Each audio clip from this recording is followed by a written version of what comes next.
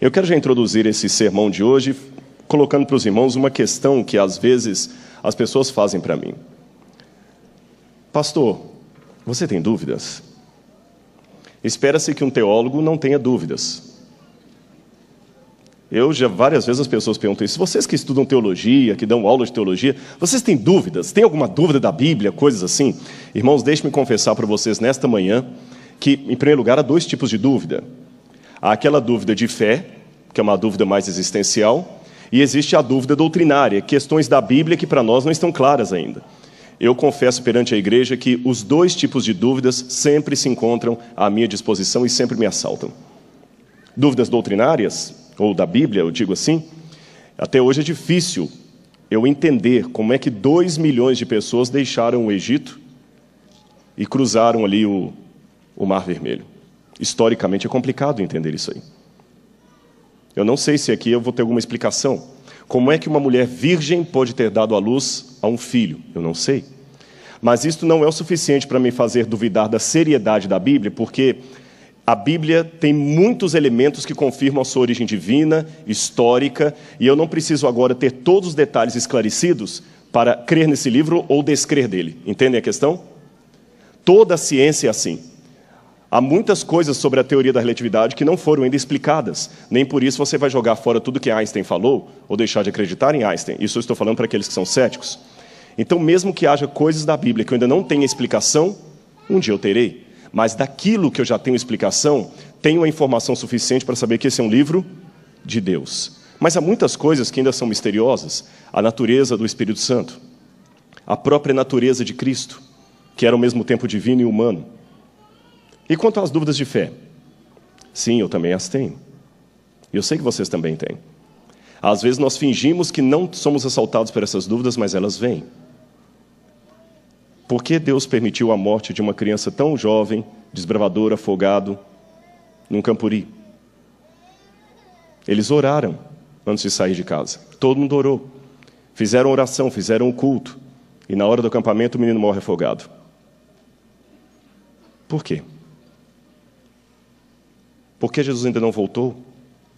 Eu sempre gosto, quando tenho oportunidade, de conversar com alguns dos irmãos aqui que já são jubilados.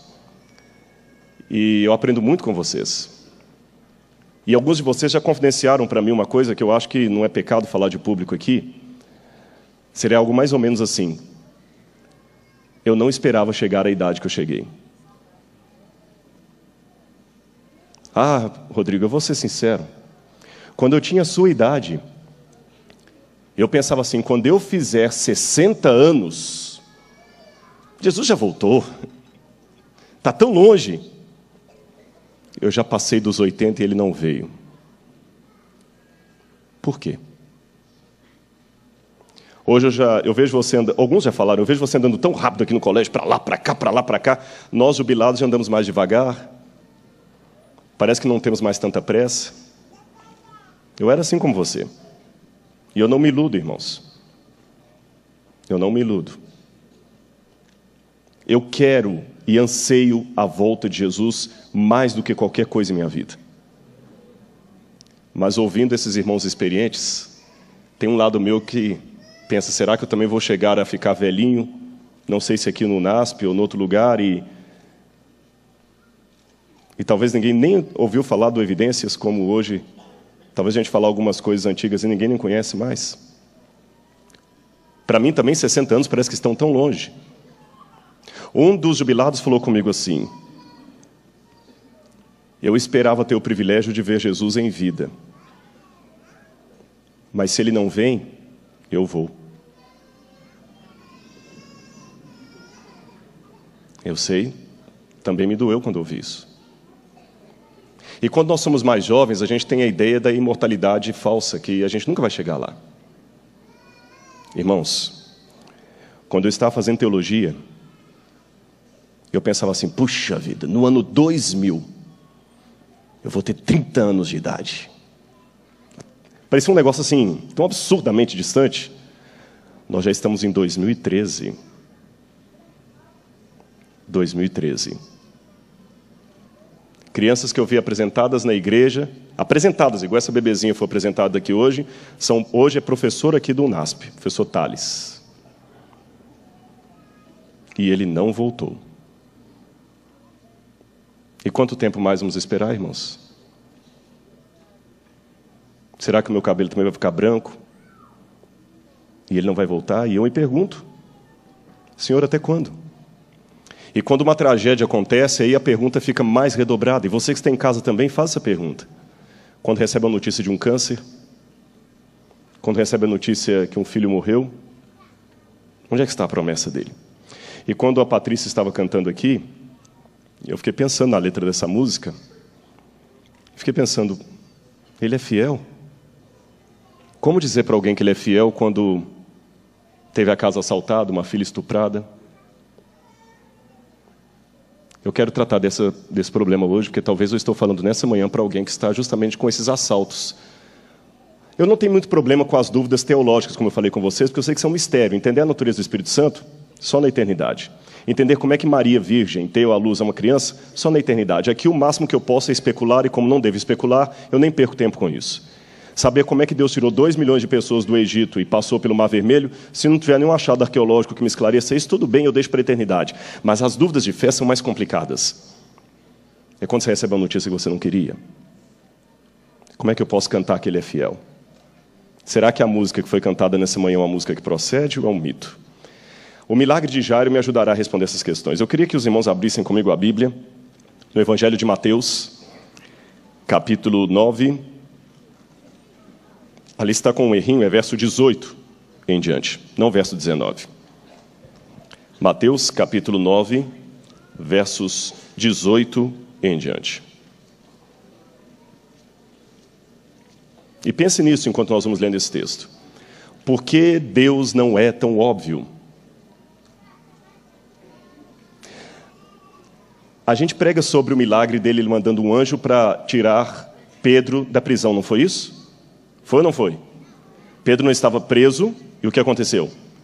O anjo de Deus veio poderosamente e libertou Pedro da prisão. E por que não libertou João Batista?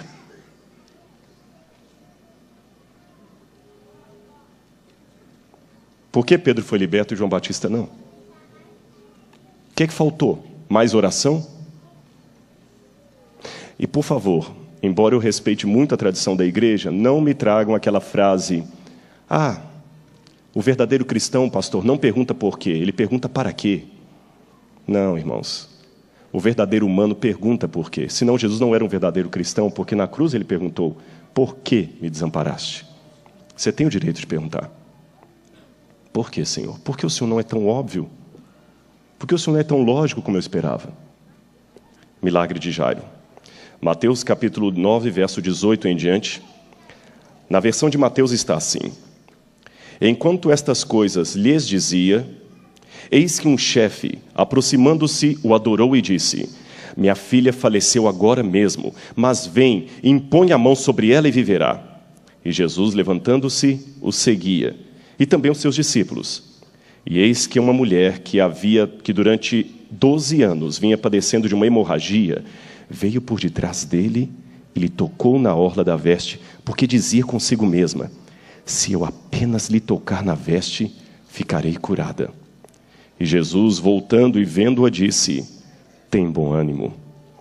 Tem bom ânimo, filha. A tua fé te salvou. E desde aquele instante, a mulher ficou sã. Tendo Jesus chegado à casa do chefe, e vendo os tocadores de flauta e o povo em alvoroço, disse: retirai-vos, porque ela não está morta, mas dorme. E riram-se dele. Mas afastado o povo, entrou Jesus, tomou a menina pela mão e ela se levantou. E a fama desse acontecimento ocorreu por toda aquela terra. Fique com sua Bíblia aberta, por favor. Fique com a Bíblia aberta que nós vamos meditar hoje neste texto. Mas para dar o contexto, eu queria mostrar para vocês um pouquinho onde tudo isso aconteceu. Qual o contexto histórico dessa passagem da Bíblia? Onde ela aconteceu, em que época aconteceu, o que aquele costume da época pode nos ajudar a entender este episódio da Bíblia. Coloca o próximo slide, por favor. Aí está o mapa da Judéia e da Galileia, o mapa de Israel dos tempos de Jesus. Como eu não estou com o controle aqui, porque às vezes falha, eu vou pedir a ajuda do pessoal para mudar lá as fotos quando eu pedir. Para você decorar o mapa onde tudo isso aconteceu é fácil, não é muito mistério. Israel é uma terra pequena, só para vocês terem uma noção, a distância hoje do Líbano até o Egito, pegando de norte a sul, é mais ou menos 450, 470 quilômetros de Israel. Se você pegar Israel aqui do oceano, do mar Mediterrâneo, até a fronteira com a Jordânia, você tem uns 120, 130 quilômetros. Então não é um país muito longo, é um país pequeno. Talvez menor do que o estado do Espírito Santo, ou do Rio de Janeiro. É um país pequeno. Na época de Jesus, era um pouquinho diferente a divisão de hoje. Para você decorar é simples. Vocês estão vendo ali no mapa uma primeira seta azul que eu coloquei ali em cima, viram? Não tem um lago pequeno ali? Aquele é o Mar da Galileia. Mar da Galileia, também chamado Mar de Genezaré. Muita coisa aconteceu ali. O Knesset. Knesset significa harpa em hebraico. Kinor significa harpa, violino. É porque ele tem o formato de uma harpa. Então, por isso eles deram para ele esse nome de Lago da Harpa. Knesset, ou Lago de Genezaré, ou Mar da Galileia. Apesar do nome Mar da Galileia, ali é de água doce. É uma lagoa. Ela deve ter mais ou menos uns 22 quilômetros na parte mais comprida dela, para uns 13 quilômetros de extensão. 20, 22 quilômetros por 13 de extensão. Um lago de água doce, a principal reserva d'água de Israel hoje. Em torno dali, muita coisa dos milagres de Jesus aconteceram. Vamos descendo. Se você descer aquele lago em direção à seta amarela, você tem um outro lago enorme. Estão vendo ali? O Mar Morto. Ali está o Mar Morto. Entre a seta azul e a seta amarela, ligando os dois lagos, você tem um rio muito famoso, o Rio Jordão. Então é fácil decorar. No norte, Mar da Galileia. No sul, Mar Morto. Ligando os dois, Rio Jordão. Volta os olhos para o Mar da Galileia. Naquela região ali, ficavam 3 tribos importantes de Israel. Naftali, Zebulun e Dan. Dan ocupava o que hoje são as colinas de Golã. Ali tem 3 nascentes que formam o Rio Jordão. Por isso que vem o nome Jordão. Jordão em hebraico é Yardenit, aquele que desce de Dan. Jordão, Yardenit, aquele que desce de Dan, porque ali ficava Dan e o rio vai descendo. Então o Rio Jordão desce, forma o Lago da Galileia, depois ele continua descendo, forma um outro lago, que é o Mar Morto, mas como ele não tem escoamento para lugar nenhum, ele vai acumulando ali, tem muito sal, aí sim você fala de um lago salgado, completamente salgado, não tem vida alguma ali, não tem peixe, não tem nada, e você pode até boiar na água, de tão densa que é por causa do sal. Agora, tem outras setas que eu queria mostrar para vocês. Do lado esquerdo, você tem uma outra seta azul mais clarinho, estão vendo? Ali fica a região da Judeia. Região da Judeia, onde ficava Jerusalém. Mais ao meio tem uma seta corvinho, não é isso? Ali fica a região de Samaria. E se você subir para a última seta verde, região da Galileia. Então imagina um sanduíche. Um pão, outro pão e um pedaço de queijo no meio. O pão de baixo, Judeia. O queijo, Samaria. O pão de cima, Galileia. Decoraram?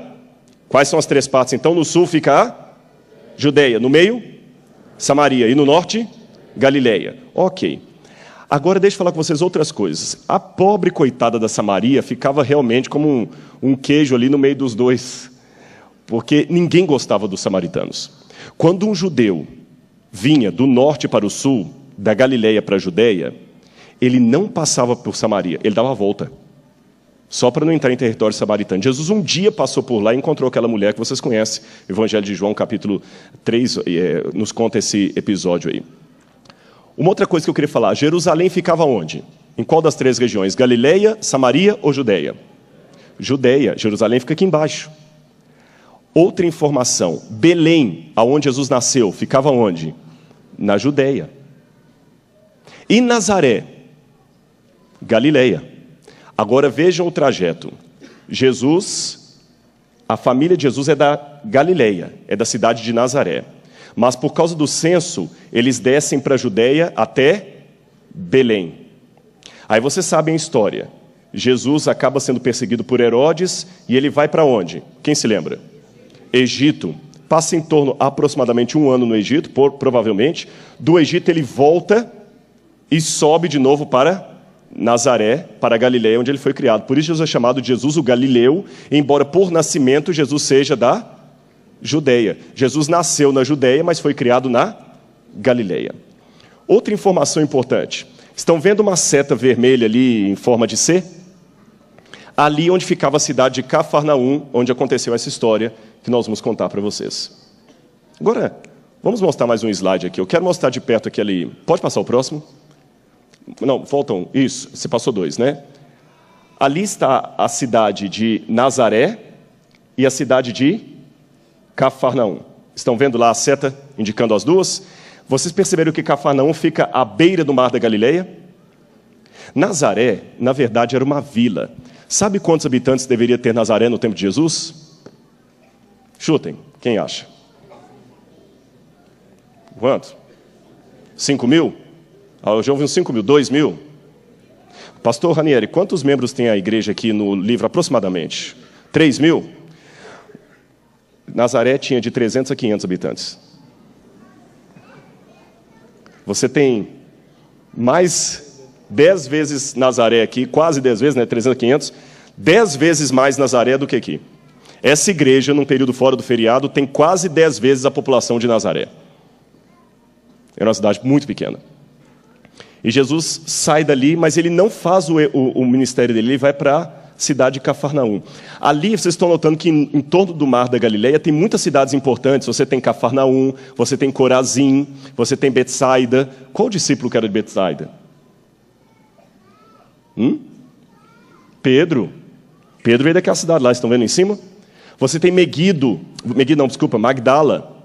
Magdala, você tem Maria de Magdalena.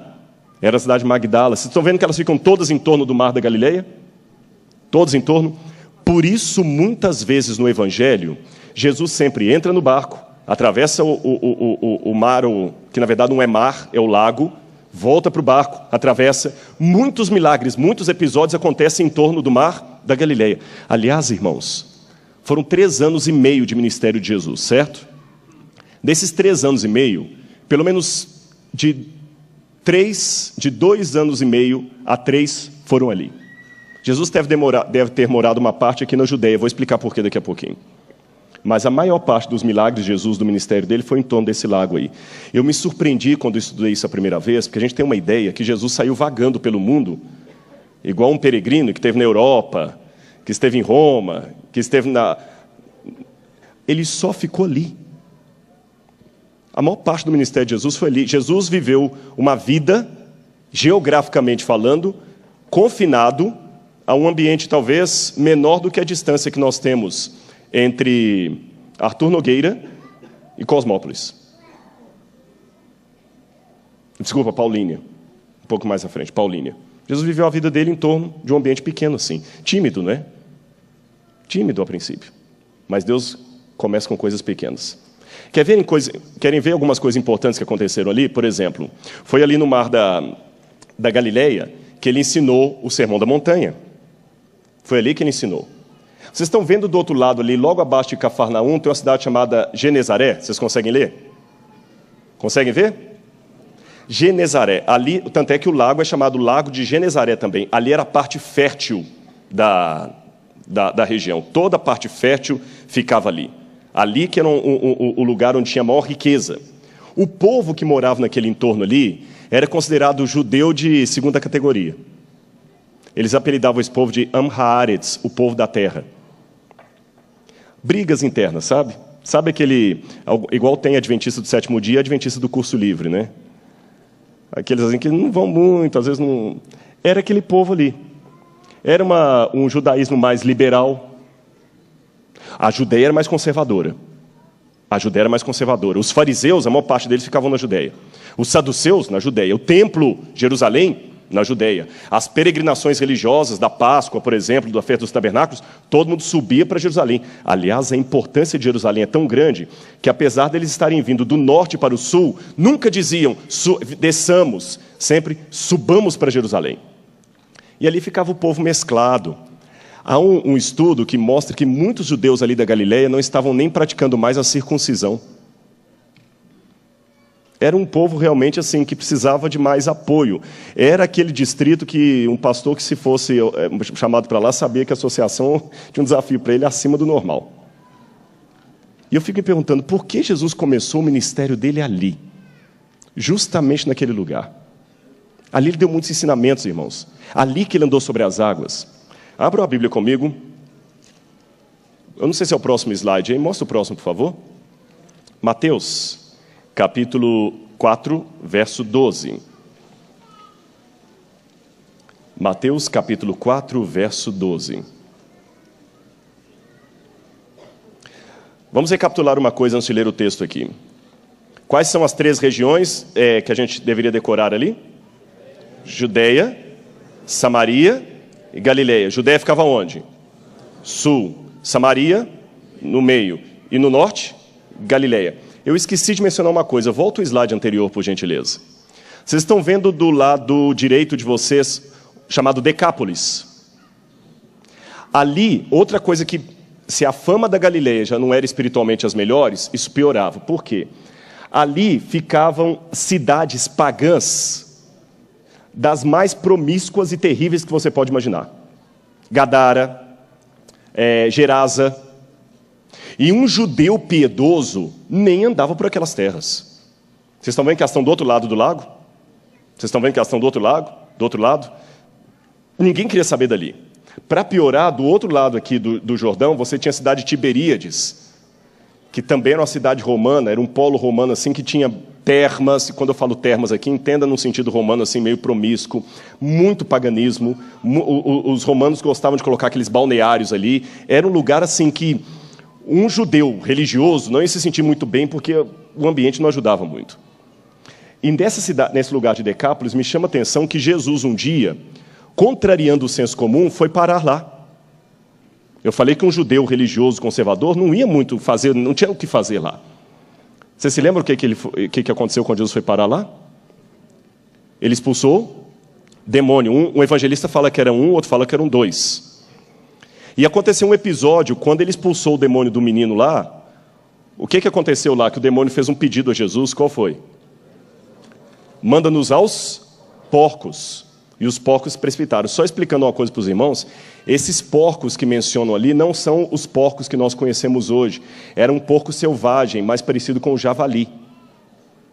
É imundo também, é animal imundo para consumo, é proibido em Levítico. Mas não é esse porco que você conhece hoje, é um porco mais selvagem. Ele parece mais da família do javali. É esse tipo de porcos que o demônio entrou e se precipitaram ali. Agora vocês verem, os judeus tinham toda uma lei de alimentação que nem tocar em nada impuro podia. E vizinho do outro lado lá, aquele pessoal com porcos ali. Imagina, contaminando a nossa água, porque ele tinha um contato com eles, e Jesus foi parar lá, e lá ele curou um rapaz. Tanto é que ele nem deixou o rapaz vir com ele. Ele falou, não, fica aqui, prega para os da sua cidade mesmo, que se o rapaz viesse com ele para cá, não seria bem recebido. Por isso que ele deixou o rapaz curado ficar lá. Voltemos para o outro texto. Mateus capítulo 4, versos 12 em diante. Jesus, então, nasceu em Belém, mas foi criado na cidade de Nazaré. Só que, irmãos, o Evangelho me dá a entender que Jesus teve tanta rejeição em Nazaré, tanta, que ele praticamente foi expulso de lá. Ele sai de Nazaré e vem morar na Judeia. Provavelmente, Jesus ficou morando na Judeia entre 6 meses a 1 ano. Foi nesse período que ele estava morando na Judeia que ele foi batizado por João Batista, que João Batista batizava na Judeia, ali no Rio Jordão. Foi nessa época que Jesus estava ali, que um dia Jesus passou, e João Batista o viu passando e falou o seguinte, eis o Cordeiro de Deus que tira o pecado do mundo. E virou para 2 discípulos dele e falou assim, estão vendo aquele homem lá? Sigam-no. E o Evangelho de João me diz que quando eles foram a Jesus, eles fizeram uma pergunta para Jesus. Aonde o Senhor mora? Então Jesus estava morando ali na Judeia. Então Jesus já tinha largado Nazaré e já estava morando na Judeia. Só que o Evangelho de Mateus me diz assim, capítulo 4, verso 12, ouvindo, porém, Jesus que João fora preso, retirou-se para a Galileia. Então eu aprendo que ele saiu de Nazaré, foi para a Judéia, morou um tempo lá, não sei aonde que ele morou, talvez perto do Jordão, porque ele ficava passando e vendo João Batista pregar. Já pensou? Quantas vezes Jesus sentou e ficou ouvindo João Batista pregar quietinho? Que lição de humildade. Enquanto não começou a hora do ministério dele, ele não se manifestou. Ele até parecia um discípulo de João. Mas quando João foi preso, aí ele começou o ministério dele. Ele já tinha alguns discípulos e ele volta para Galileia. É nessa volta para Galileia que tem o milagre das bodas de Caná, que eram parentes de Jesus, que estavam casando. Provavelmente eram parentes de Jesus. E aonde será que Jesus foi morar quando ele vai para Galileia? Antes de Cafarnaum, dá a entender que ele ia para Nazaré. Era a cidade dele. Ele não foi direto para Cafarnaum, ele foi para Nazaré. Olha o que diz o texto. Ouvindo, porém, Jesus que João fora preso, retirou-se para Galileia.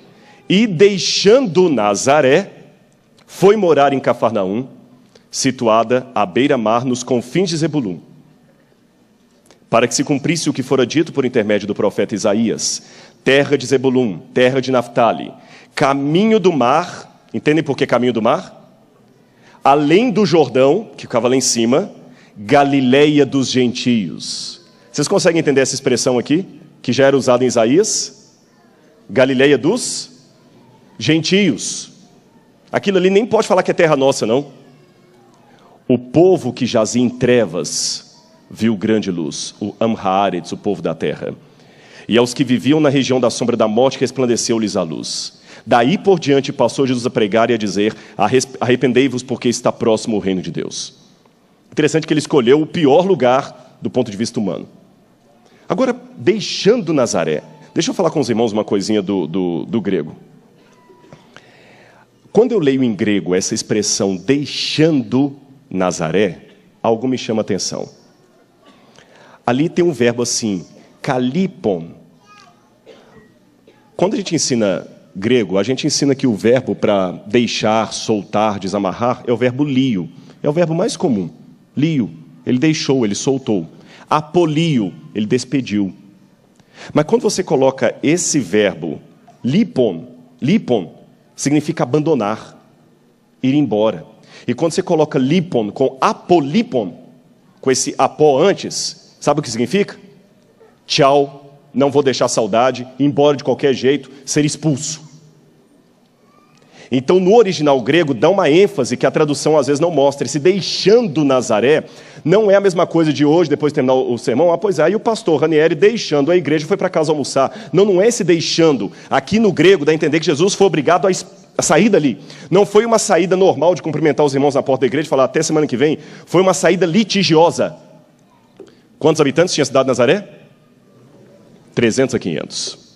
Se aqui todo mundo, apesar de ser uma igreja grande, como o pastor Ranieri falou, a gente praticamente, todo mundo de vista conhece todo mundo. Uma história, imagina ali. E antes disso teve um episódio que ele foi lá realmente em Nazaré tentar pregar numa sinagoga. E o que aconteceu? Quando ele falou, hoje se cumpriu este texto de Isaías, eles o tiraram para lá e queriam jogá-lo precipício abaixo. Por isso ele saiu dali. Foi quase expulso de casa.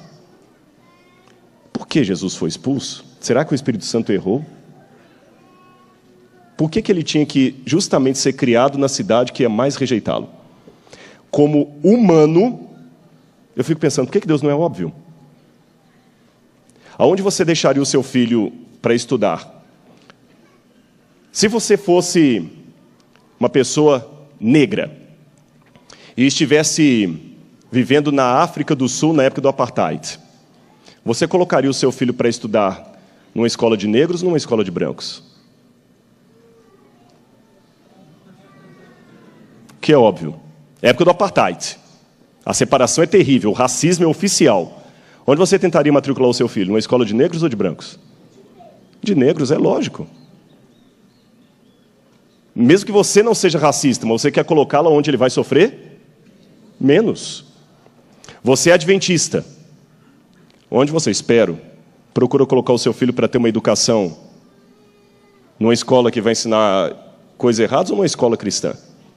Uma escola cristã. Tanto é que alguns, quando estão fora, mandam para o internato. Deus parece que não seguiu isso. Ele colocou o filho dele na cidade que tinha... Será que não tinha uma cidadezinha melhor para poder Jesus sofrer menos? Você percebeu que as perguntas que eu fiz no início do sermão, o próprio Jesus poderia fazer? Por quê, Pai? Eu estou fazendo a tua vontade, porque eu, Rodrigo, quando eu vejo alguns problemas na minha vida, eu sei que eu sou o responsável por eles. Tá certo, eu estou sofrendo com isso aqui, mas eu pisei na bola, eu cometi um erro. Mas Jesus não teve, entre aspas, pisou na bola. Jesus não cometeu erro. Não tem um negócio de falar, Jesus, tá certo, mas também você errou, né? Qualquer herói do passado, por mais que ele sofra, eu posso ainda ter uma parcela de culpa sobre ele. Por exemplo, José do Egito, excelente, mas ele errou, ele foi meio infantil de levar a capa do pai para os irmãos antes do pai empossá-lo. Era um pouco mimado. Errou. Davi, errou, era o homem segundo o coração de Deus, mas pagou lá, perdeu um filho, porque adulterou. Mas Jesus não tem nada que possa falar assim, não, Jesus errou nisso aqui, foi consequência. Não tem, porque o pai o colocou ali. Por que será que ele foi agora para Cafarnaum? Mostra o próximo slide. Este seria aí uma ideia arqueológica de como é que seria o porto de Cafarnaum. Eram assim mais ou menos os portos. Esse é um desenho que a gente faz baseado em achados arqueológicos. Vou mostrar para vocês a foto daqui a pouquinho. Os barcos entravam ali. Não sei se vocês conseguem ver um prédio maior destacado sobre todos os outros. Ali seria a sinagoga, provavelmente. E ali ficavam os habitantes. Era uma cidade grande, Cafarnaum era bem maior do que Nazaré. Bem maior. Mas por que Jesus foi para Cafarnaum? O comentário bíblico adventista dá uma ideia que talvez Cafarnaum, por ser um centro político forte da Galileia, é provável, pode ser, sim. Existe uma outra possibilidade, não contraditória a essa. Repito, irmãos, é uma possibilidade, não é uma certeza absoluta. Mas é uma possibilidade que eu confesso que me encanta. Eu sou tendente a ela. A possibilidade é a seguinte, talvez Jesus foi para Cafarnaum porque ele tinha parentes ali. E quem seriam os parentes de Jesus em Cafarnaum? Uma tia e pelo menos 2 primos. Repito, isto é uma possibilidade.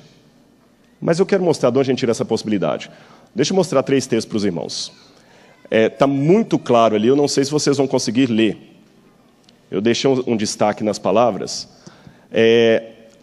Quando menciona na Bíblia os 3 episódios de Jesus crucificado, o primeiro texto de Marcos diz assim, também ali na cruz estavam algumas mulheres.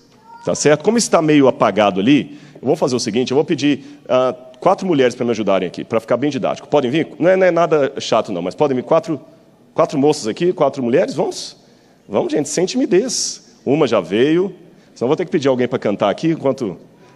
Pode vir, por gentileza. 4, é só para facilitar. 3, só precisa de mais uma. Pode vir aqui à frente. Fiquem tranquilos que eu não vou constranger vocês. Fazer um quarteto, viu? Mais uma. Quem vai ver? Tá vendo? Tá vendo? Ótimo. Senão eu ia chegar no ombro de algum e falar assim, quem se sentir tocada, venha. Já que está um pouco apagado ali, não volta por gentileza o anterior. Assim, você colocou tudo claro. Ótimo, muito obrigado, te agradeço. Ajudem-me porque vocês estão conseguindo ler melhor do que eu. O Evangelho de Mateus fala que entre as mulheres que estavam na cruz, estavam quem? Maria Madalena. Então, apenas para figurar, você vai representar aqui Maria Madalena, tá bom? Não é por causa da roupa, não, fica tranquilo. O pessoal riu. Ela que falou, não fui eu. O seu nome vai ser Maria Madalena, tá bom? Maria Madalena. Ok. E quem é a outra que estava ali? Não, eles lá que vão responder. Vamos, igreja, vocês vão ajudar a fazer o sermão. Mãe de Tiago e João. Então você é a mãe, eu não sei o seu nome ainda, lá não falou. Não, mas lá não falou, só sei que você é casada, mas você já tem 2 filhos, vou te falar isso hoje, viu? Qual nome? Eu não sei o seu nome, mas eu sei o nome dos seus 2 filhos. Quais são os filhos dela? Tiago e João. Tiago e João. Qual o nome dela? Maria Madalena. Dela no seu nome, mas ela tem 2 filhos. Quais são? Tiago e João. Qual era a outra que aparece lá? A mulher de Zebedeu. Não sei se seu nome, mas seu nome do seu marido é Zebedeu. Tá bom? Qual o nome do seu esposo? Zebedeu. Qual a informação que eu tenho sobre ela? O nome. Maria Madalena. Qual a informação que eu tenho dela? Ela é mãe de 2 filhos. Qual o nome? Tiago e João. E qual que é o dela aqui? Esposa de Zebedeu. Agora leiam o que está em Marcos. O próximo que aparece é Marcos? Marcos 15. De novo, ali fala que havia na cruz do Calvário algumas mulheres. E entre elas estavam quem? Maria Madalena, muito bem, já foi apresentada. Qual a outra? Maria, mãe de Tiago e José. Mas tem um detalhe aí que não apareceu no outro evangelho. Tiago menor. Raciocinem. Se eu falo Tiago melhor, óbvio, é porque existe outro. Concordam comigo? Então tem pelo menos 2 Tiagos. 2 Tiagos. Tudo bem. E essa aqui? A esposa é Zebedeu, mas Marcos dá uma informação a mais sobre ela. Qual o nome dela? Salomé. Descobri seu nome, Salomé. Eu não sei o seu ainda. Eu sei que o seu filho chama Tiago, eu sei que ele é o menor. Você já sei que é Maria Madalena. E você, eu sei que seu marido chama Zebedeu. E o nome dela é? Salomé. Agora vamos a João. João me dá uma informação a mais. João fala que além das 3 mulheres, estava uma outra Maria ali, ó. A Maria, mãe de Jesus. Tá certo? Então você é a Maria, mãe de Jesus. Tá bom? Já sei seu nome, o nome do seu filho, que fica mais fácil. Agora, além da mãe de Jesus, ali fala também que João, que lá estava Maria Madalena, fala ou não fala? Fala que estava Maria Madalena. Fala que estava, quem mais? A mãe de Tiago e João. Quem que deve ser a mãe de Tiago e João? Deve ser ela. Por que eu sei que é ela? Porque a Bíblia fala que Tiago e João eram filhos de Zebedeu. Tiago e João eram... Ela também não é mãe de um Tiago? Mas qual que é o Tiago que é filho dela? Tiago menor. Então tem outro Tiago. Tem um Tiago menor que é filho dela, e tem um outro Tiago maior que é filho dela. Então o nome dela é Salomé. Qual o nome do marido dela? Zebedeu. E quais são os 2 filhos dela? Tiago e João. Essa aqui, qual é o nome dela? Aparece ali? Não, mas parece que ela é mulher de Clopas. E ela tem 2 filhos. Não é isso que está lá? Um filho chamado Tiago e o outro José. E a Maria Madalena. Só que tem um detalhe a mais que a Bíblia fala em Evangelho de João sobre essa aqui que os outros não falam. Tem mais um texto lá? Entre a cruz estavam a mãe de Jesus e a irmã dela.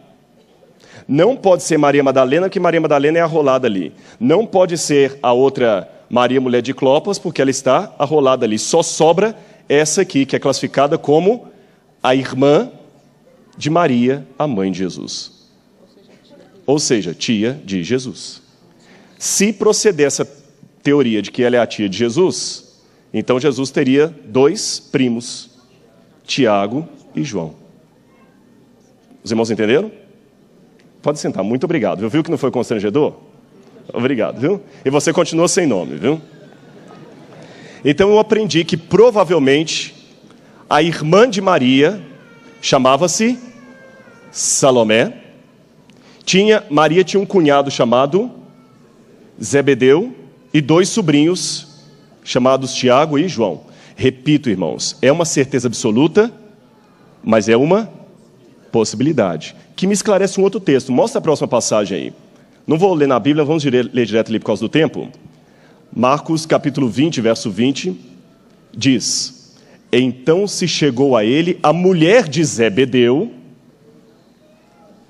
com seus filhos, e adorando-o, pediu-lhe um favor. Perguntou-lhe ele: que queres?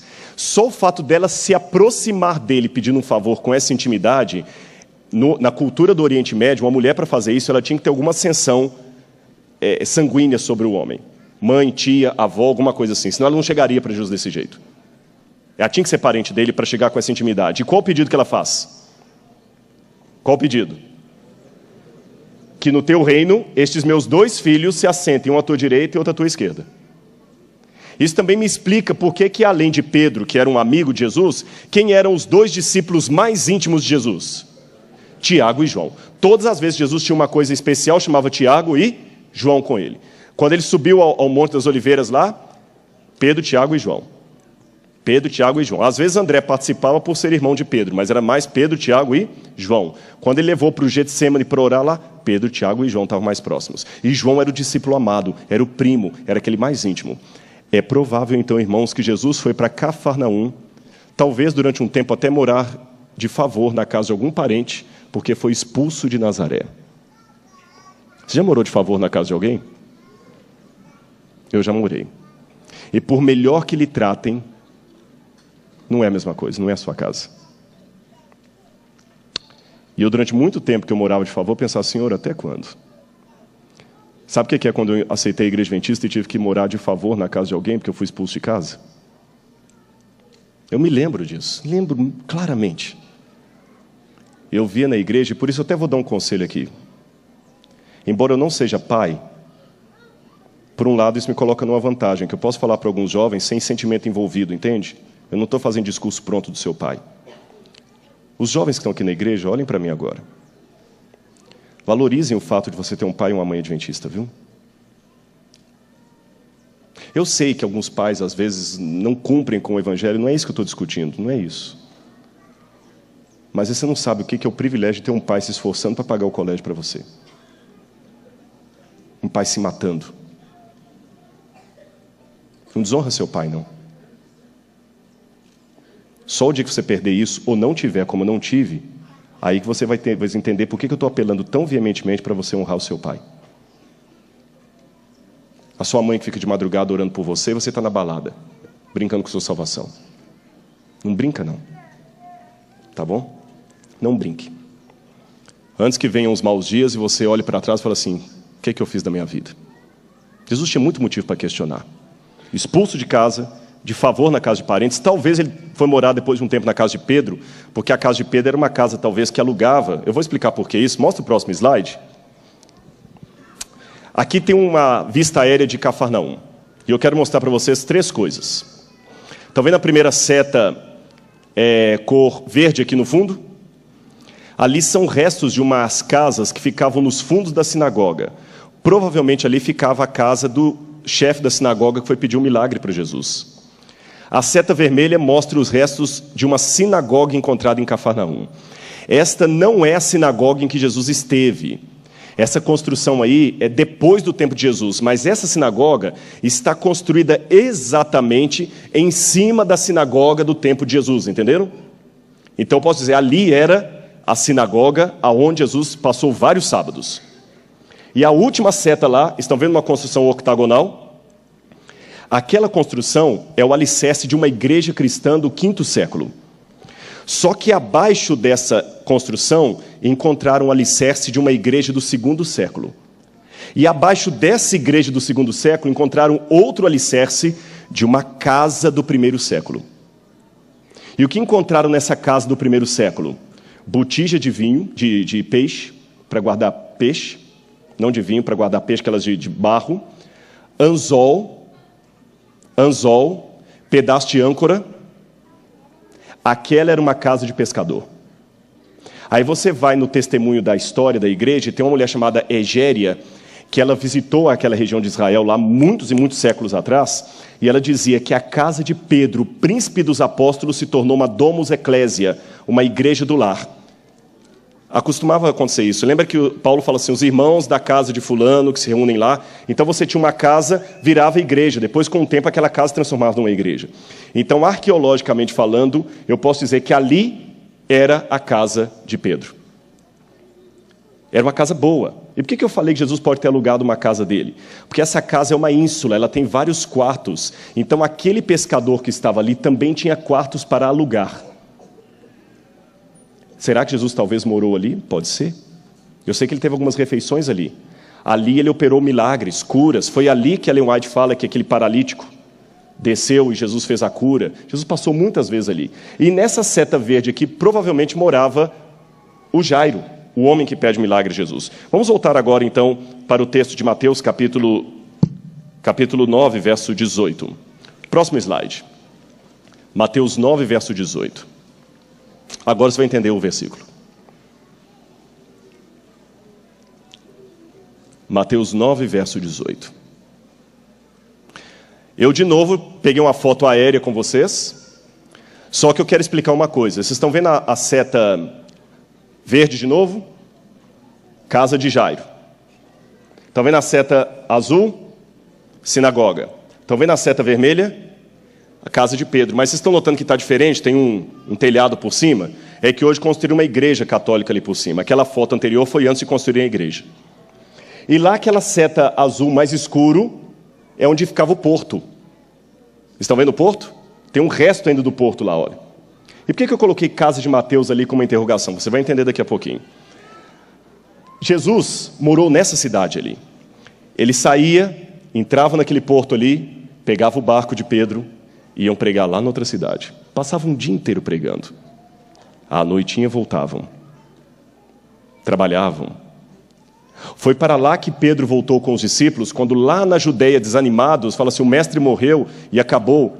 Aí quando Jesus aparece ressurreto para eles, falou assim, subam para Galileia, lá vocês vão me encontrar. E eles sobem, mas mesmo depois que eles sobem, olha, eles já haviam visto Jesus lá em Jerusalém. Mas mesmo quando eles voltam para Galileia, voltam desanimados. Aí Pedro, vamos pescar. E eles estão lá pescando no meio do lago, quando Jesus aparece aqui na praia e fala assim, do outro lado, filhos. Conhece o episódio? Foi ali que Jesus multiplicou os peixes. A fama de Jesus, irmãos, correu tanto, que havia vezes que Jesus chegou de volta a Cafarnaum e ele não podia descer. Um evangelista fala que ele teve que pregar do barco. Imagina aquela praia ali apinhada de pessoas. Imagina uma pessoa famosa como Roberto Carlos chegando a Arthur Nogueira. Imagina o caos que não seria. E Roberto Carlos, assim, canta bonitinho. Eu não posso falar muito não, que ele é capixaba e eu senão tem problema em casa.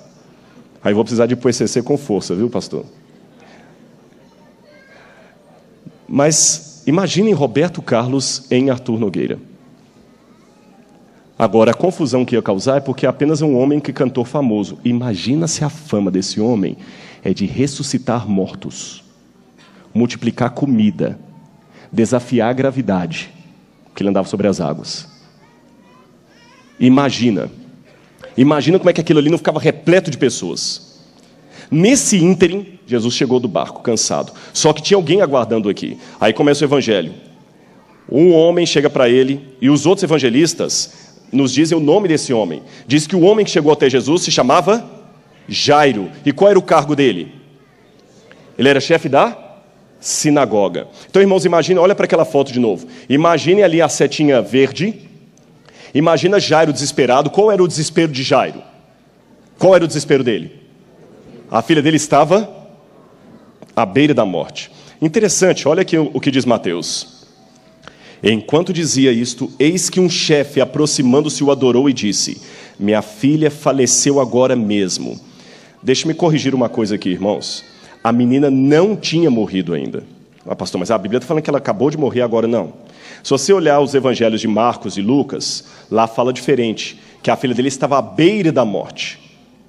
Mas por que Mateus fala que ela já tinha acabado de morrer?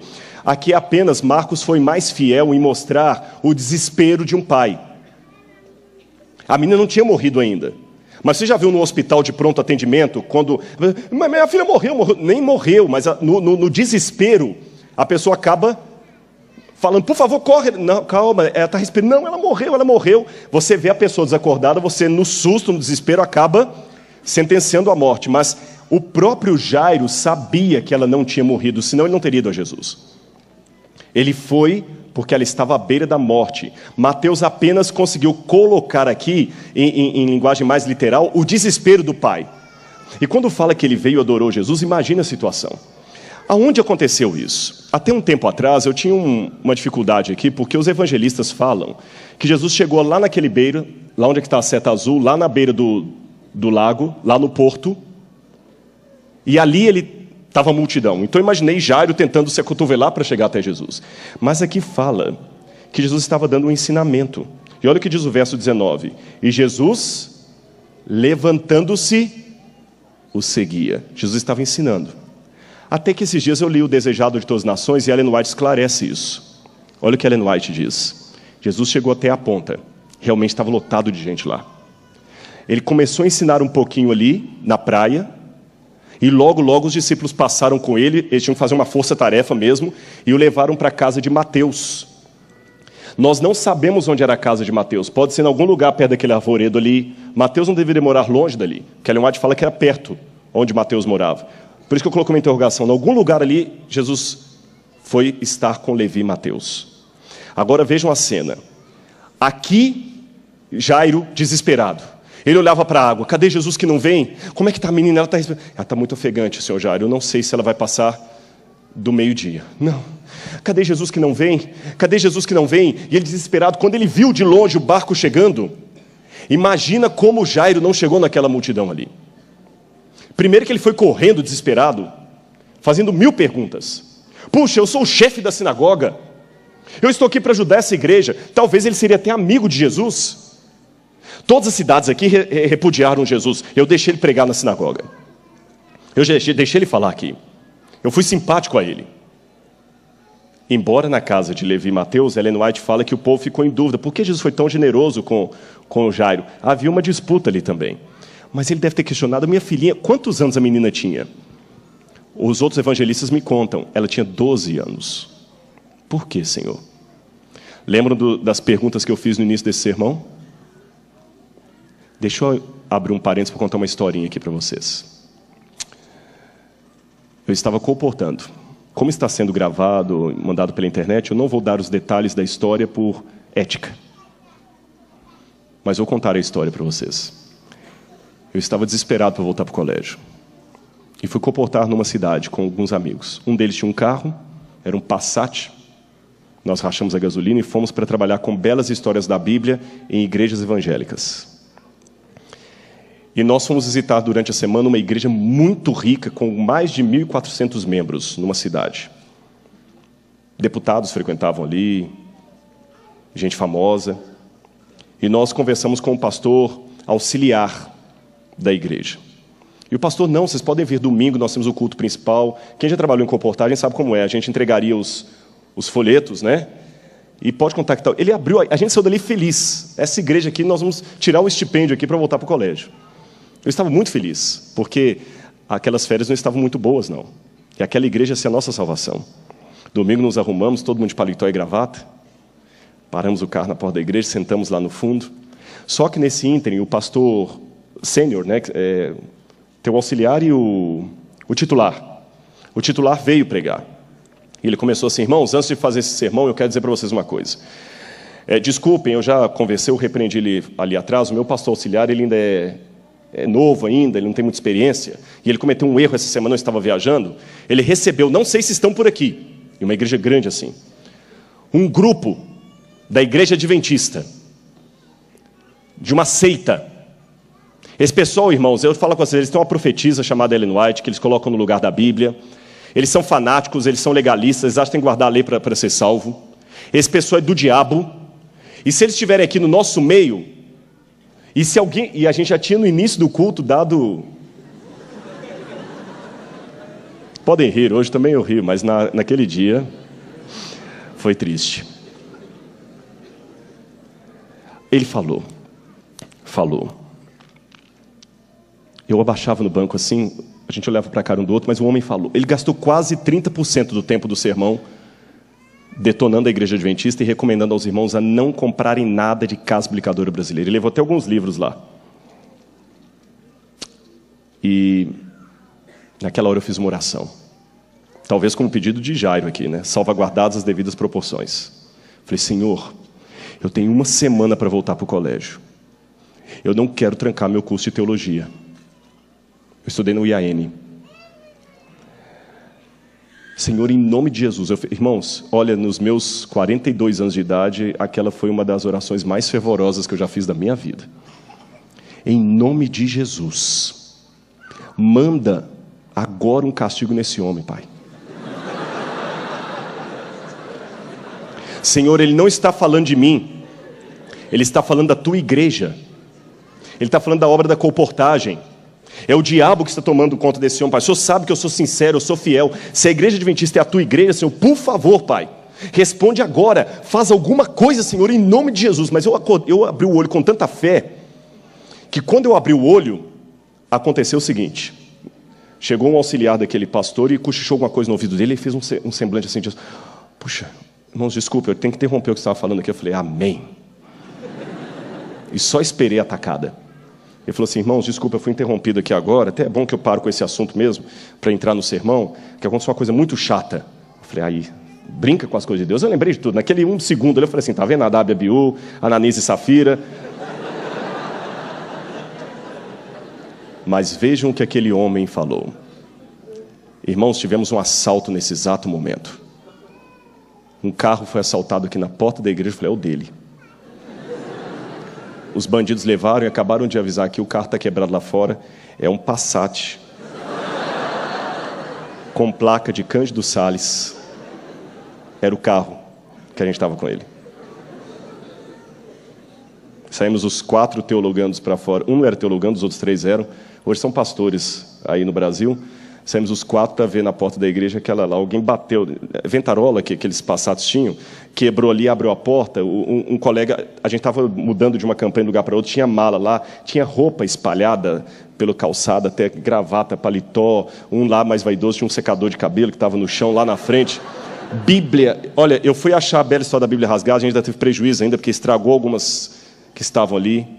E o prejuízo foi grande. Vocês querem saber como é que essa história termina? Atentem mais 15 minutos de sermão e eu conto para vocês. Lembrem-me para não esquecer. Por enquanto eu só quero ratificar a questão que... Por que Deus não foi óbvio? Raciocine comigo. Vamos agir agora racionalmente.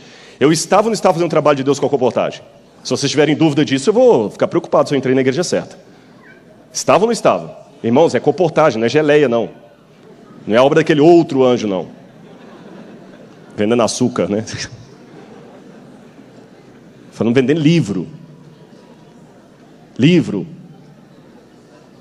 Eu estava querendo me dedicar para ser um pastor. Eu queria voltar para o colégio e pagar meu estipêndio. Eu não estava querendo comprar roupa para mim, não. Eu não tinha ninguém me ajudando. Por que Deus não foi óbvio? E lá vai Jairo, talvez com interrogações parecidas. Vocês acham que Jairo foi andando? Qual era o problema dele? Filho à beira da morte, quase morrendo. Ele chegou lá na casa, ele chegou na praia. Jairo deve ter empurrado as pessoas. Sai, sai, eu estou com pressa. Saiam, saiam. E foi empurrando, como você faria. E socou para cá, e socou. Dá licença, me respeita, eu sou o chefe da sinagoga. Ele perdeu até a compostura. Ele está na casa de Levi Mateus. Olha, Levi Mateus é cobrador de impostos, vai entrar lá, não quero nem saber. Dá licença.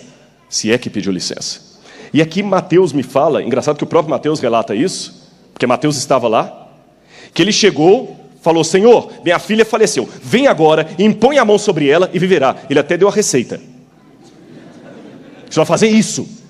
Ah, Rodrigo, você vai mandar, pai, agora, right now, nesse momento, do jeito que eu quero. E a Bíblia fala, levantando-se. Por que Jesus levantando-se? Deixa eu ensinar uma coisa para os irmãos. Aqui, por estarmos no Ocidente, eu faço o sermão em pé. No Oriente Médio, na época de Jesus, todo o ensinamento só poderia ser dado sentado. Sabiam disso? É porque é o seguinte, coisas importantes não podem ser ditas em pé, com pressa. Então, quando você ensinar algo para alguém, você se sentava. Por isso Jesus falou da cadeira de Moisés, aquele se senta na cadeira de Moisés. Vendo Jesus as multidões, subiu ao monte, como se assentasse. Ele não assentou porque estava cansado, não. Se eu estivesse no Oriente Médio naquele tempo, eu leria a palavra de Deus em pé, mas na hora de explicar eu faria sentado. É o costume. Então Jesus estava ensinando. Jesus levantou e o seguia. Nos outros evangelhos, dá a entender, quando você olha no grego, Jesus foi seguindo... Pastor, você me ajuda aqui, por gentileza? Não é nada constrangedor, não?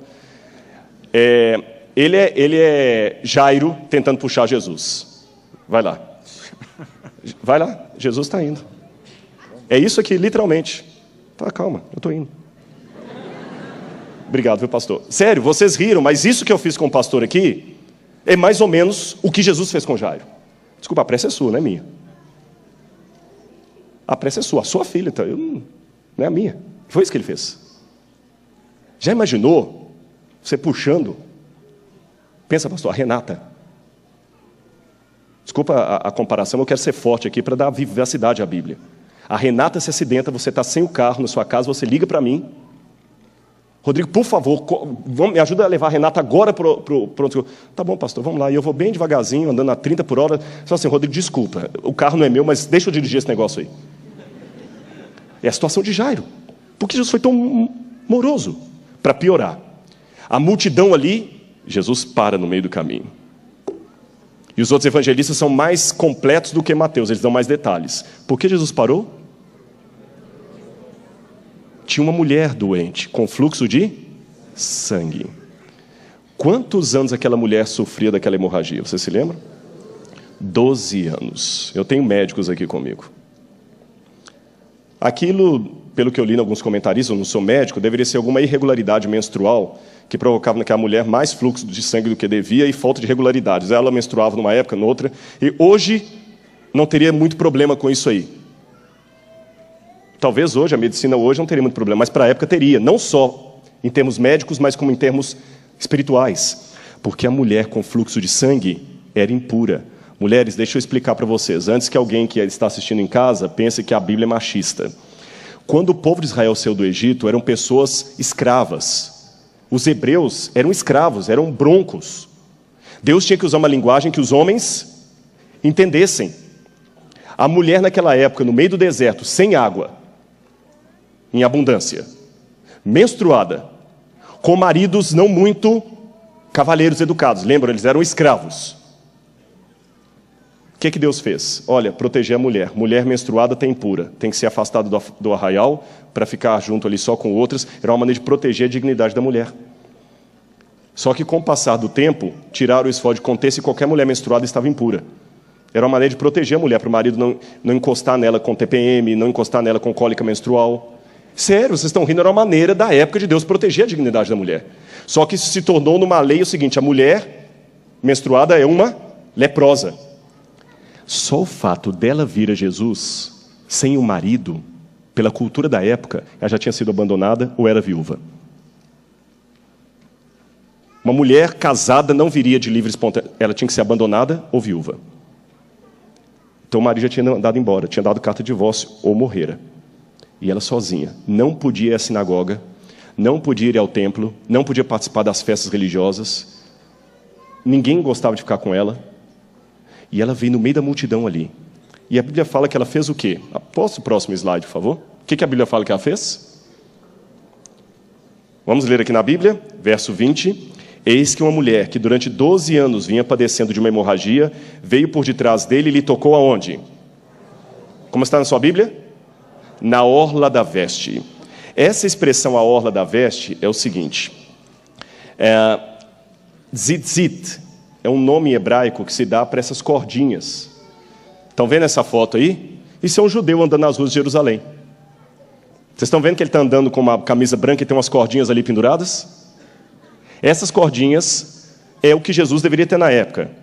Se você ler o livro de Números, lá no livro de Números, capítulo 15, se eu não me engano, acho que é o capítulo 15, de Números, lá fala que os judeus deveriam ter essas cordinhas religiosos amarrados na sua capa, para mostrar que eles eram um povo diferente, que faziam oração. Então até hoje os judeus têm. Quando ele faz oração, ele coloca ali. Estão vendo ali o pano que ele coloca por baixo? Estão vendo mais 3 fotos lá? Um menininho aqui também, com as cordinhas. Então até hoje os judeus têm essa prática de usar essas cordinhas. Quando você vê um judeu religioso, ortodoxo, orando no Muro das Lamentações, ou mesmo andando de ônibus, ele está com aquelas cordinhas. Ele dá uns nós ali, das orações, de o recitar. Jesus então era religioso. Ela chegou no meio da multidão, imagina, bem baixinho, porque senão eles iam empurrá-la dali, eles não tinham muito. E ela esticou a mão para tocar naquela cordinha ali. Ela falou assim, pelo menos eu tocar aqui eu vou ser curada. Imediatamente ela foi curada. Jesus para e pergunta assim, escuta, olha ela tocando. Quem me tocou? De novo a pergunta do início do sermão, Senhor, por que o Senhor não é óbvio? Senhor, com todo respeito, mestre. Que pergunta tola. O Senhor é o Messias. Que pergunta... Todo mundo está te acotovelando aqui, a multidão, eu só estou vendo quem te tocou. Eu imagino, a Bíblia não diz isso no espírito de profecia, mas eu posso imaginar, que até Pedro, por ser mais afoito, deve falar, Senhor, por favor, tem piedade de Jairo. E Jairo é Senhor, alguém te tocou, vamos embora. Não, calma. Calma que eu quero ver quem me tocou. Todo mundo ali ficou desesperado. A multidão, pensando, puxa, por que ele parou? Jairo falando assim, puxa vida, minha filha está morrendo, e ele para. Pedro e os discípulos também sem entenderem. E a mulher falando, pronto, agora que ele vai acabar comigo. Porque um homem religioso, se tocasse numa mulher menstruada, ele ficaria impuro. Jesus era religioso. Ela o contaminou pelas leis levíticas, ela o contaminou pelas leis cerimoniais. E aí? E quando eles viram que ele olhou para ela, ela falou, foi descoberta. Aí eles entenderam a situação. Ah, ele é mestre mesmo. Ele percebeu que aquela mulher que tem o problema do fluxo de sangue, que tocou nele, ele agora vai dar uma... De novo, Jesus não foi óbvio. Ele deu a resposta que ninguém estava esperando. Ele falou assim, olha, filha, a tua fé te salvou. A tua fé te salvou. Interessante isso. Por que Deus não é tão óbvio? Nesse meio tempo, os outros evangelistas me contam o que aconteceu. Mateus não dá muitos detalhes, mas os outros sim. Nesse meio tempo chega o óbvio. A menina morreu. Quantos anos aquela mulher sofria de fluxo de sangue? 12. Quantos anos a menina tinha? Pergunto a vocês, para quem já sofre há 12 anos, eu sei que você quer se livrar da doença, mas se eu falar o seguinte, você vai ser curado, espera só 1 hora, é muito pedido? Você está 12 anos sofrendo, eu falo assim, eu vou te curar, espera só 1 hora a mais. Quem esperou 12 anos, 1 hora a mais não faz diferença. Mas para a menina que estava à beira da morte, 1 minuto fazia diferença? E Jesus parou. Chegou e falou, Jairo, Jairo, eu estava te procurando, não interrompe mais o mestre, não me incomode não, sua filha morreu. De novo o Senhor não foi óbvio. Pastor, vou te mostrar como é que foi agora a situação, só por gentileza. Lembra a ilustração que eu fiz com o pastor no início? Que o pastor me puxava e eu ficava reticente? Agora, pelo que dá a entender na Bíblia, Jesus levou a Jairo. Dá a entender que ele não queria mais ir. Ele falou, calma, agora eu que vou te levar, vem cá. Vamos lá para sua casa.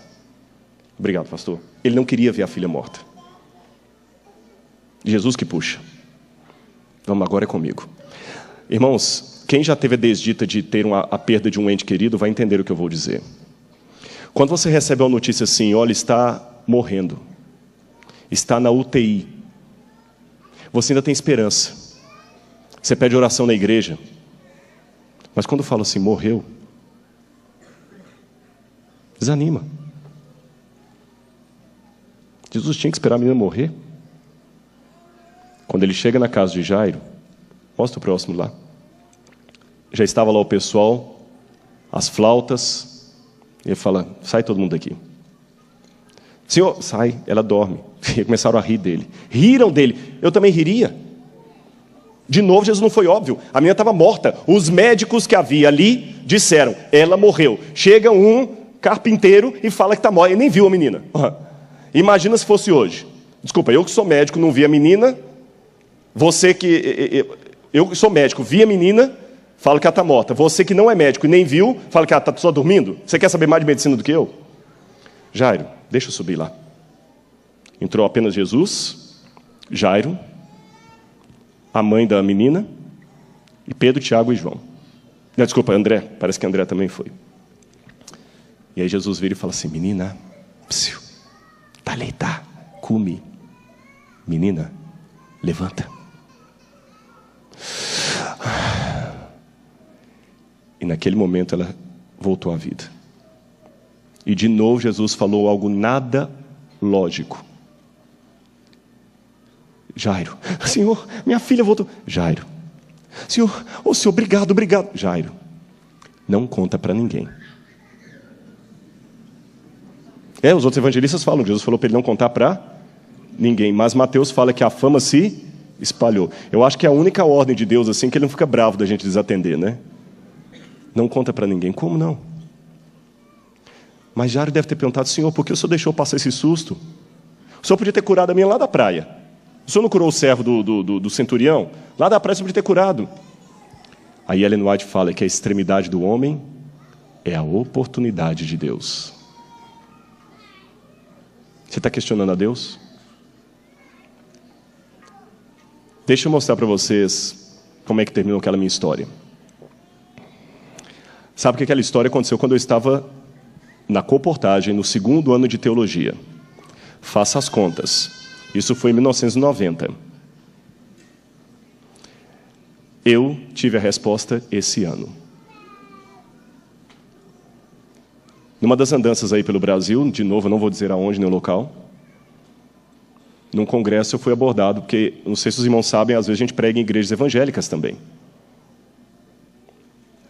E chegou um menino e eu acho bonito quando as crianças se interessam pelo Novo Tempo. E ele falou assim, eu gosto do seu programa. E a mãe veio, e uns 8 anos, 10 anos.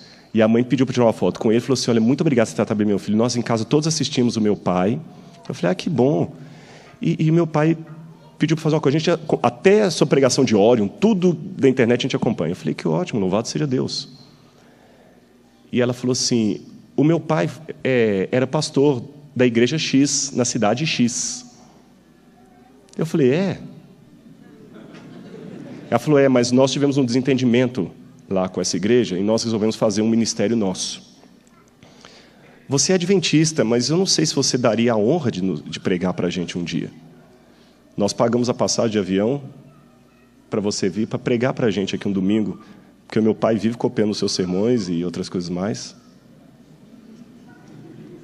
Eu falei, tá, vamos trabalhar nisso sim. Eu vou pregar algum tempo desse aí nesse lugar lá. Não vou falar qual, porque eu não quero identificar qual lugar. E num dos e-mails que eu estou trocando com a filha desse pastor, ela falou assim, você aceita almoçar conosco? Fique tranquilo que nós aqui, uma das coisas que nós aprendemos com os adventistas é que nós seguimos a prescrição levítica. Nós não comemos nada impuro aqui em casa. E eu vou pregar nessa igreja. E eles não sabem que aquele é o pastor que anos atrás me botou para correr. E que hoje assiste a Novo Tempo.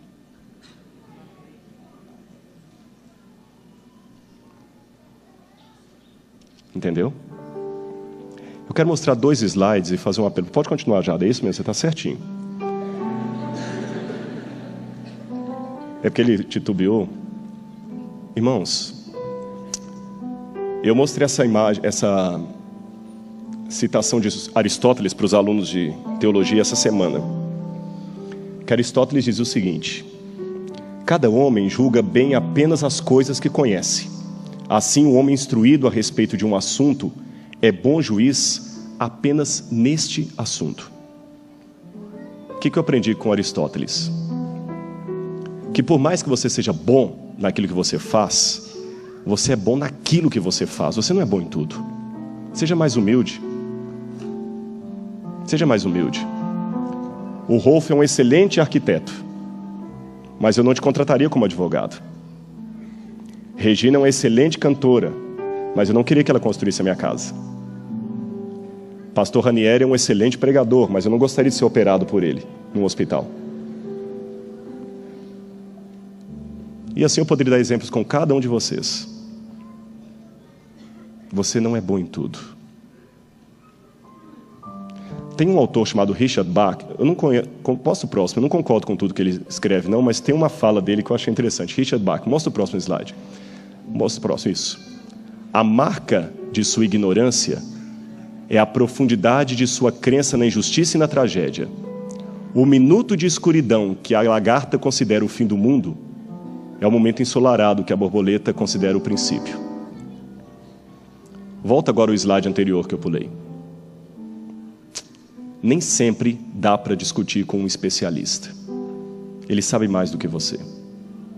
E uma das coisas que eu aprendi com um especialista é que o especialista faz coisas que o leigo não entende. Voltando a falar de construção, quando eu vejo vocês colocando um monte de ferro, um monte de coisa, eu não consigo ver um prédio ali. Não consigo, Rolf, não consigo. E eu não me considero burro, não. Mas eu não consigo. Até agora eu não estou conseguindo ver prédio nenhum onde coloque só vejo buraco. Mas ele já vê o prédio. Ele sabe mais do que eu. Quando um advogado me instrui e fala assim, não diga isso, mas por que não? Eu tenho... Não diga isso. Eu não sei porque o advogado está me dando aquela instrução, mas ele sabe melhor do que eu.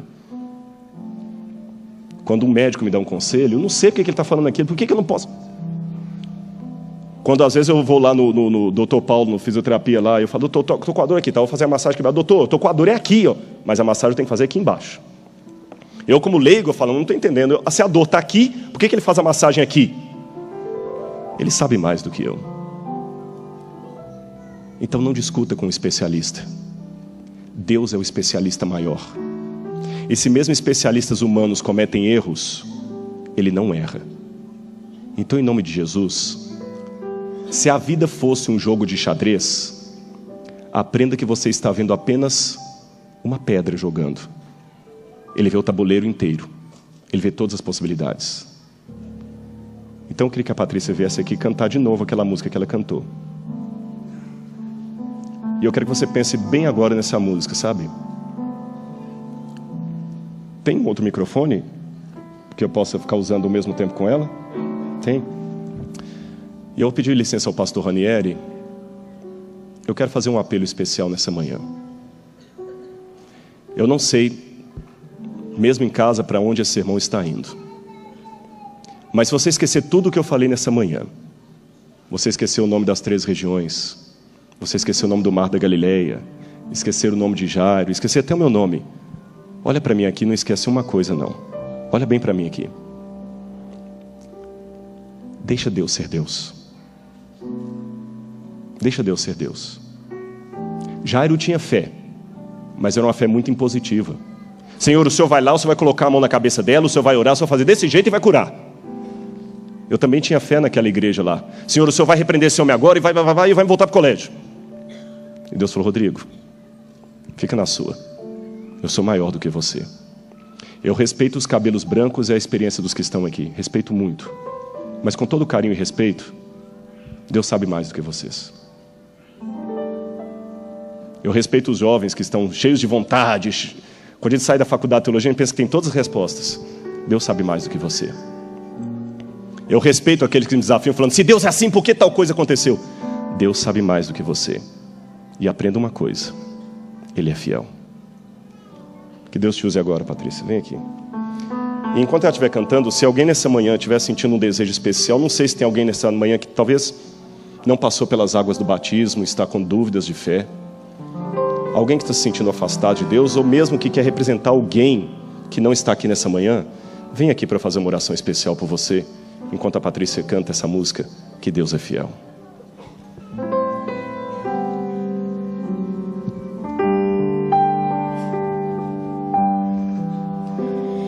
Em momentos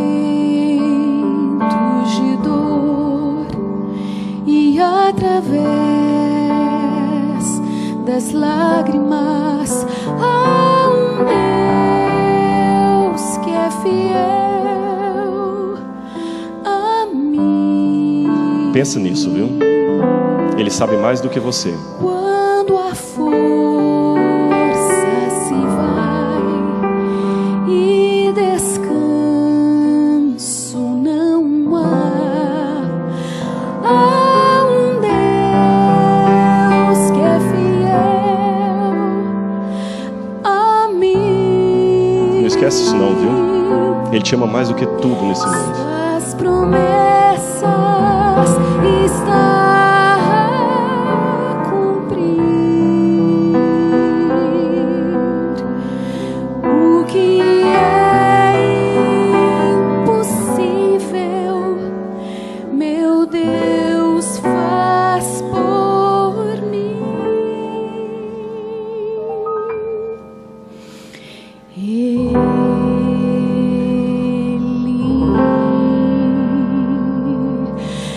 É fiel, fiel a mim. Seu amor e seu perdão eu vi. Em meu ser me questiono e na fé já falhei, mas Ele é fiel, fiel a mim. Pensa nisso, viu? Ele não vai falhar com você nunca. Olha aqui, deixa eu dizer uma coisa para vocês. Eu posso decepcionar você. Eu sou humano. O pastor Ranieri pode decepcionar você. Todos os pastores podem. Sua mãe pode decepcionar você. Seu pai pode. Seu namorado. mas Ele nunca vai decepcionar você. Eu não tenho a resposta para todas as perguntas que vocês devem estar agora fazendo aí. Não tenho. Não tenho. Confesso que eu não tenho. Nem eu, nem qualquer professor de teologia. Mas tem uma coisa que eu posso te dizer. E isto eu não aprendi nos livros da faculdade. Isso foi com a vida. Ele é fiel. Por isso eu coloco todos os dias uma coisa na minha cabeça. Ainda que Ele me mate, como dizia Jó, nele eu esperarei. E meus irmãos que já estão de cabelos brancos, eu não sei se eu vou ter os meus cabelos brancos, mas o legado de vocês não vai ficar para trás, não. Eu quero que Jesus volte antes dos meus alunos de teologia chegarem à formatura. Mas se Ele resolver demorar mais 50 anos e eu estiver vivo, eu vou estar esperando. Porque Ele é fiel. Ele é fiel a mim. E não deixa o diabo tirar essa certeza da sua cabeça. Tá bom? Não brinque com sua salvação. Deixa eu orar por você agora. Feche os seus olhos. Amado Senhor, não em meu nome, ó Pai, não em nome de qualquer homem deste planeta ou desta história, mas no sagrado nome de Jesus, eu coloco todos agora diante do Teu altar. Obrigado, Senhor, porque o Senhor é fiel. Eu confesso, Senhor, que muitas vezes o Senhor não é óbvio. O Senhor faz perguntas que aparentam ser redundantes. O Senhor faz pedidos que o Senhor parece que não tem sentido. O Senhor tira da gente quem a gente ama. O Senhor deixa trazer problemas, chateações. Muitas orações não são atendidas, outras demoram a vir, outras a gente não entende. Mas eu aprendi, Senhor, pela Bíblia, através de experiências como a de Jairo, que o Senhor é Deus, eu não sou. Eu sou só ser humano, Senhor. Posso ter minhas convicções, minhas certezas, minha personalidade forte, mas Deus é Deus, eu não sou Deus. Dá-nos, Senhor, a mim e a meus irmãos aqui, a humildade de não discutir com um especialista. O Senhor conhece mais da construção do que nós. O Senhor conhece mais da história. Eu vejo apenas a peça, o Senhor vê o tabuleiro e as possibilidades do jogo. Eu vejo apenas o agora, o Senhor vê a eternidade. Eu vejo apenas o presente, o Senhor vê o futuro. Perdão, Senhor, porque mesmo com fé, às vezes atravessamos na Tua frente e queremos indicar ao Senhor o que o Senhor deve fazer. Perdão, Senhor, é o nosso desespero. Mas obrigado, porque no nosso desespero, mesmo que a nossa oração seja uma oração politicamente errada, como foi a de Jairo, o Senhor ainda assim nos atende, o Senhor é fiel. Obrigado, Pai. Obrigado por fazer parte dessa igreja e desse povo. Eu quero que o Senhor Jesus volte logo, Senhor. Não sei quanto tempo ainda vamos ficar aqui, mas nós vamos esperar. Essa igreja vai te esperar, Senhor, e vamos pregar esse evangelho. Em nome de Jesus. Porque o Senhor é fiel a nós. Então, Senhor, atenda a nossa última prece. Dá-nos esclarecimento, aumenta a nossa fé e dá-nos a certeza que o Senhor é fiel. Em nome de Jesus. Amém.